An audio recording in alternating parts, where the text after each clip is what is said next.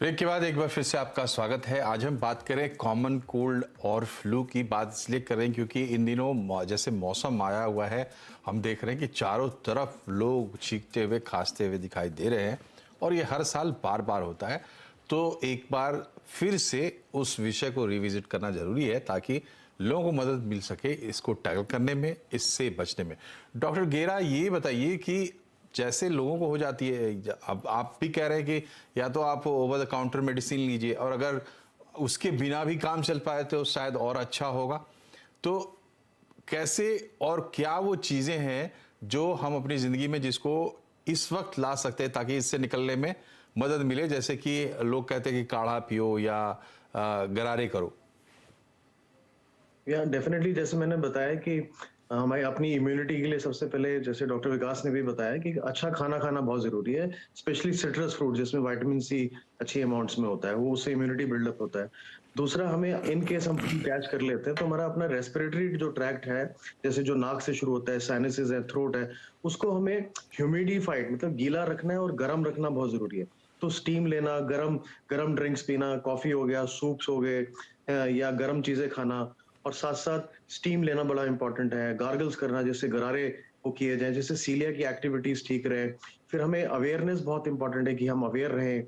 जैसे हम dry hot air में ना बैठें जो ब्लोअर्स यूजली देते हैं। हम थोड़ा ह्यूमिडिफाइड एयर होना चाहिए कमरे में। अगर आपको ठंड लग भी रही है तो आप थोड़ा सा ह्यूमिडिफाइड एयर में रहे, उसको ड्राई ना होने दें, जिसकी वजह से गला ड्राई होगा तो सीलिया की जो मोटिलिटी होती है वो खराब हो जाएगा, सीलिया कम काम करेगा, तो उसमें वायरसेस को पकड़ने की शक्ति खत्म हो जाती है। फिर वो रेस्पिरेटरी ट्रैक्ट की तरफ जा सकता है, जिसको हम बोलते हैं बलगम जम जाना या चेस्ट में कंजेशन हो जाना। तो अवेयरनेस भी साथ साथ बहुत इंपॉर्टेंट है कि हम अपनी सैचुरेशन देखते रहें। छाती में दर्द आता है या सांस की फूलने की प्रॉब्लम होती है कि सांस नहीं लिया जा रहा है, तो हो सकता है कॉमन फ्लू आपकी चेस्ट को इन्वॉल्व कर रहा है। जो जो कॉमन चीजें जिससे हम अपने आप को 1-2 दिन के अंदर ठीक कर सकते हैं वो यही है कि एंटी एलर्जिक लें, स्टीम लें, अच्छा फूड खाएं, आराम करें, ठंड गर्म से बचें। आप एक जगह बहुत गर्म में बैठे, एकदम से ठंड में ना जाएं। एकदम से ड्रास्टिक जो सडन चेंज इन टेम्परेचर है उसके साथ भी प्रॉब्लम हो सकती है। और अगर आपको शुगर है तो शुगर को कंट्रोल रखें, अपना बीपी चेक रखें। अगर आप हार्ट के पेशेंट हैं तो हार्ट की दवाइयां जो आप खा रहे हैं कॉमन खाते रहें। आप अपने हिसाब से एंटीबायोटिक्स ना शुरू करें। एक कॉमन टेम्परेचर चार्ट बना लें, सुबह दोपहर शाम का टेम्परेचर को मॉनिटर करें। पल्स रेट देख सकते हैं, कॉमन ऑक्सीमीटर में आजकल पल्स रेट आ जाती है।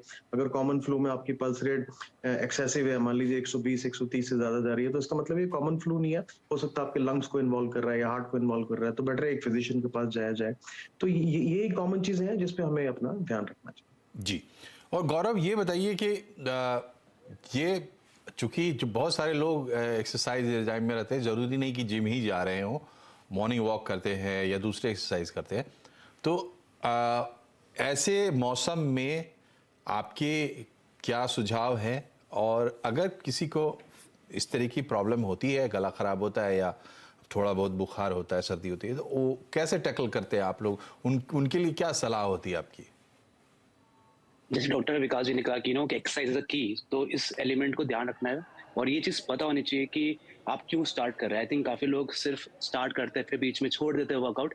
तो उनको वाई बहुत जरूरी है कि उनको पता होना चाहिए कि वो कर रहे हैं तो वो अपनी हेल्थ के लिए कर रहे हैं, अपनी फैमिली के लिए एग्जाम्पल सेट कर रहे हैं।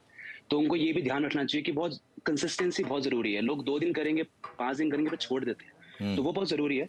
दूसरी बात यह है कि एक रोड ब्लॉक जो बहुत जरूरी आता है दिमाग में सबके, कि मेरे पास टाइम नहीं है। रिसर्च और स्टडी कहते हैं कि सिर्फ आपको 30 मिनट्स देने हैं 5 डेज ए वीक, जो कि 150 मिनट्स ए वीक आपको देने हैं, जो कि 2.5 घंटा होता है। सिर्फ 168 आवर्स हमारे पास है पूरी वीक में, सिर्फ 2.5 घंटा देना है।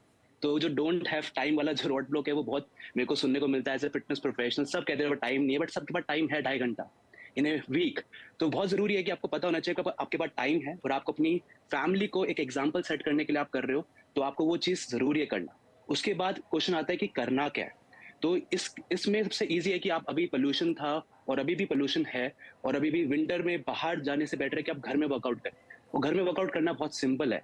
आप अपने इंटेंशन से कर रहे हैं, आपको पता है कोई आपको देख नहीं रहा, आप आराम से अपने अकॉर्डिंगली कर सकते हैं। बेस्ट है कि आप मॉर्निंग में करें, क्योंकि जो बिजी प्रोफेशनल्स होते हैं जिनके पास पूरे दिन काम है, उनके लिए इवनिंग में करना बहुत डिफिकल्ट हो जाता है। तो आप मॉर्निंग में ही थोड़ा आधा घंटा पहले उठ के कर, जिससे कि आपका वो पूरे दिन का जी। अच्छा स्ट्रेस फ्री दिन रहे और प्रोडक्टिव भी रहेंगे आप। तो आपको सिर्फ 5 एक्सरसाइज करनी है। अगर पूछेंगे क्या करना चाहिए, सिर्फ 5 एक्सरसाइज भी कर सकते हैं, आपका फुल बॉडी ट्रेन हो जाएगी। ये सारी बॉडी वेट एक्सरसाइज है, आपको कोई इक्विपमेंट नहीं चाहिए।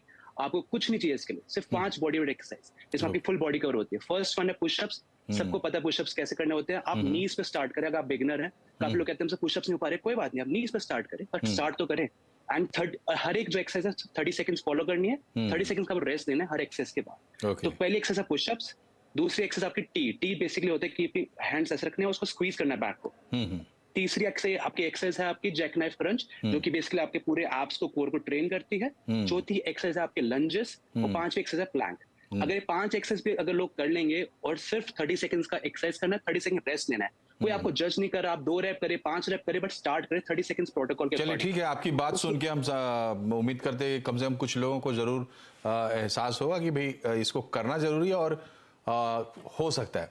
आखिरी सवाल डॉक्टर विकास आपसे, बिल्कुल छोटा सा जवाब, क्या ये जो हर मौसम में फ्लू आता है, ये एक तरीके से हमारी इम्यूनिटी का टेस्ट भी करके जाता है? Yes.